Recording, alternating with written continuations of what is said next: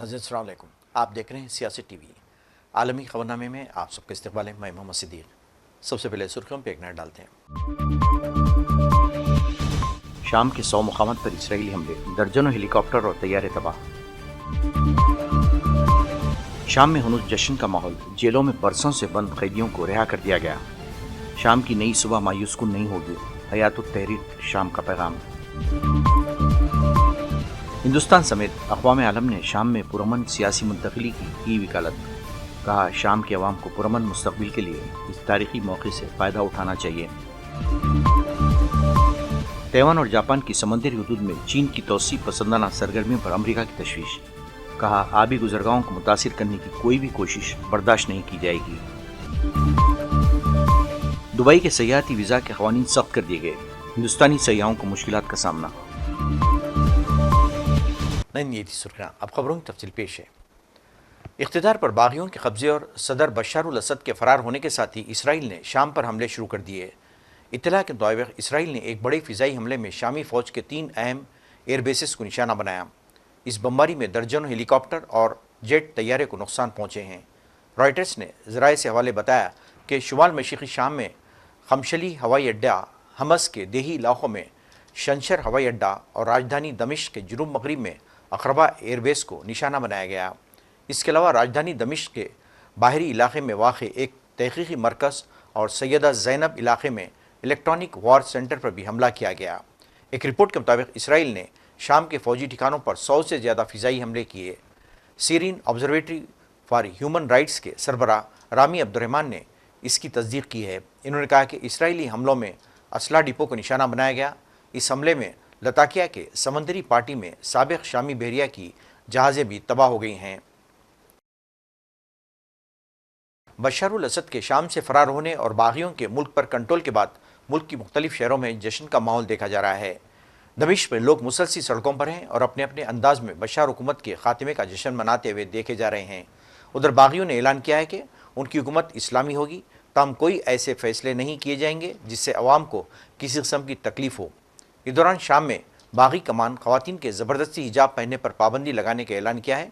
मुल्की अखबार अलवतन की रिपोर्ट के मुताबिक ख़वातीन के लिबास के इंतखाब के हक़ में मुदाखलत करना या उनके ख़िलाफ़ उनकी शक्ल सूरत से मुताल्लिक़ दावे करना सख्ती से ममनू है। हयातुत तहरीर शाम का कहना है कि 50 साला दौर मुतलक़ुल एनानी के ख़ात्मे के बाद शाम ने एक नई सुबह देखी है और इस सुबह को मायूसी में डूबी हुई नहीं दिखाना चाहते। अक़वाम आलम ने शाम में जारी सियासी हलचल के दरमियान पेशरफ्त पर गहरी नज़र रखी हुई है। बागी ग्रुपों ने 8 दिसंबर को सदर असद के रूस फरार होने के बाद शाम के दारुल-हुकूमत दमिश्क पर कब्जा कर लिया है। दरियासना हिंदुस्तान ने इस मसले पर पहली बार अपना मौक़ूफ़ रखते हुए कहा कि हम दमिश्क में मौजूदा पेशरफ्त पर गहरी नज़र रखे हुए हैं। दमिश्क में हिंदुस्तानी सिफारतखाने भी शाम में मौजूद हिंदुस्तानी शहरियों की हिफाजत और सलामती के लिए हिंदुस्तानी बरादरी के साथ राब्ते में है। इससे कबल अमरीकी सदर जो बाइडन ने भी अल असद की हुकूमत के खात्मे को सराहते हुए इसे इंसाफ की बुनियाद अमल करार दिया था। अक़वाम मुत्तहिदा ने शाम अवाम पर भी जोर दिया कि वो मुस्तहकम और पुरअमन मुस्तक़बिल के लिए तारीख़ी मौक़े से फ़ायदा उठाएँ। उधर रूसी ख़बररसां इदारों के मुताबिक सदर असद और इनका ख़ानदान रूस के रहमो करम पर है। रूसी ख़बररसां एजेंसियों ने क्रिमलिन के एक ज़रिए से हवाले बताया, रूस ने इंसानी हमदर्दी की बुनियाद पर उन्हें पनाह दी है। रूस शाम में 2 अहम फ़ौजी अड्डे रखता है। असद का एक मजबूत इत्तेहादी रहा है और मुल्क की 13 साला खाना जंगी में मुदाखलत करता रहा है। हिंदुस्तानी सयाहों के लिए दुबई पहुंचना मुश्किल होता जा रहा है, जो उनकी एक मकबूल मंजिल है। हालिया रिपोर्ट्स के मुताबिक दुबई सयाहती वीज़ा के लिए हिंदुस्तानी दरख्वास्तों की मंजूरी की शरह में वाज़ेह कमी देखी जा रही है। पहले जहां तकरीबन तमाम दरख्वास्तें मंजूर हो जाती थी, अब हर 100 में से 5-6 दरख्वास्तें मुस्तरद हो रही हैं। दुबई के लिए सयाहती वीज़ा दरख्वास्तों के हवाले से यूएई ने हाल ही में कई सख्त क़वानीन नाफिज़ किए हैं, जिसकी वजह से वीज़ा मुस्तरद होने की शरह में इजाफ़ा देखने में आया। नए क़वानीन के तहत मुसाफिरों को अपने रिटर्न टिकट की एक कॉपी इमिग्रेशन डिपार्टमेंट की वेबसाइट पर अपलोड करनी होगी। इससे पहले ये दस्तावेज़ात हवाई अड्डे के हुक्काम चेक करते थे। सयाहों को अपनी होटल की बुकिंग का सबूत फराहम करना होगा। उसके अलावा अगर आप दुबई में किसी ख़ानदान के रुकन के घर में क़याम का इरादा रखते हैं तो इस ख़ानदान के अफराद को अपनी रिहायशी वीज़ा और इमाराती ID दिखानी होगी। मज़ीद बरां सयाहों से भी ये भी तवक्कुह की जाती है कि उनके पास दुबई में क़याम और सफ़र के लिए काफ़ी माली वसाइल हों और इसके लिए सयाहों को بینک اسٹیٹمنٹ یا اسپانسرشپ لیٹر پیش کرنا ہوگا۔ یہ سخت قوانین سیاحوں کی منصوبہ بندی کو متاثر کر رہے ہیں اور ہندوستانی شہریوں کے لیے دبئی کا سفر مہنگا اور پیچیدہ بن رہا ہے۔ امریکی وزیر دفاع لائٹ آسٹن نے چین کی بین الاقوامی نظام کو تبدیل کرنے کی بڑھتی ہوئی صلاحیت پر تشویش ظاہر کی ہے۔ ان کا کہنا تھا کہ سمندر میں چین کی بڑھتی سرگرمیاں آبی گزرگاہوں کے لیے مسائل پیدا کر سکتی ہیں۔ انہوں نے اس موقع پر امریکی ملاحوں کو متنبہ کیا۔ ان کا کہنا تھا کہ خطے میں جہاز رانی کی آزادی کو برقرار رکھنے کی ضرورت ہے، اجاگر کرتے ہوئے اس بات کو یقینی بنانا ہوگا کہ بین الاقوامی فضائی راستے اور آبی راستے کھلے رہیں۔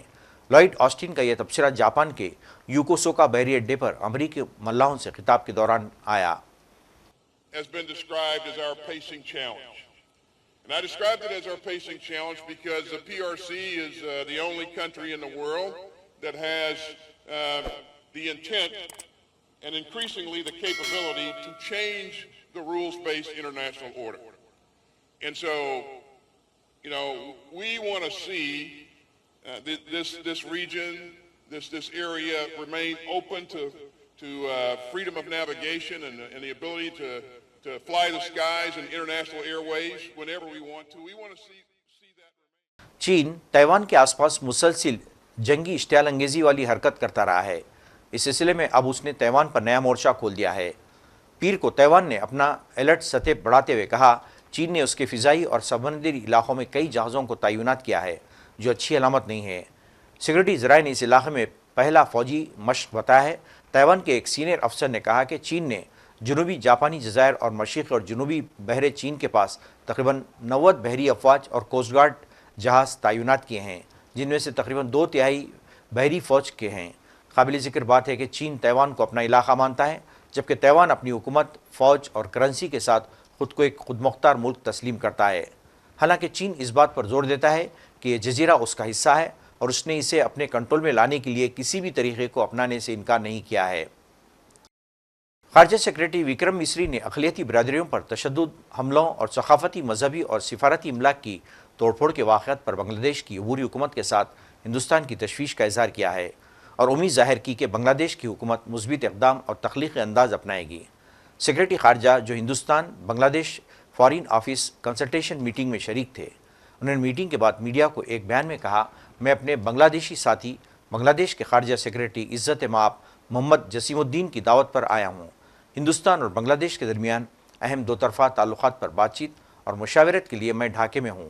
اس دوران ہندوستان اور بنگلہ دیش کے مابین وفود سطح کی بات چیت ہوئی ہے، جس میں باہمی مسائل کے ساتھ ساتھ اہم معاہدوں کو حتمی شکل دینے پر بھی غور کیا گیا۔ ناظرین، آخر میں سرخیوں پہ ایک اور شام کے 100 مقامات پر اسرائیلی حملے، درجنوں ہیلی کاپٹر اور طیارے تباہ۔ شام میں ہنوز جشن کا ماحول، جیلوں میں برسوں سے بند قیدیوں کو رہا کر دیا گیا۔ شام کی نئی صبح مایوس کن نہیں ہوگی، حیات التحریر شام کا پیغام۔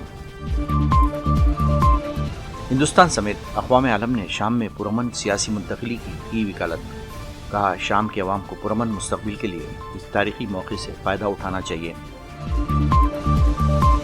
تائیوان اور جاپان کی سمندری حدود میں چین کی توسیع پسندانہ سرگرمیوں پر امریکہ کی تشویش، کہا آبی گزرگاہوں کو متاثر کرنے کی کوئی بھی کوشش برداشت نہیں کی جائے گی۔ دبئی کے سیاحتی ویزا کے قوانین سخت کر دیے گئے، ہندوستانی سیاحوں کو مشکلات کا سامنا۔ ناظرین، اسی کے ساتھ ہی عالمی خبرنامہ ختم ہوتا ہے۔ مجھے اور ساری سیاست کی ٹیم کو اجازت دیں۔ اللہ حافظ۔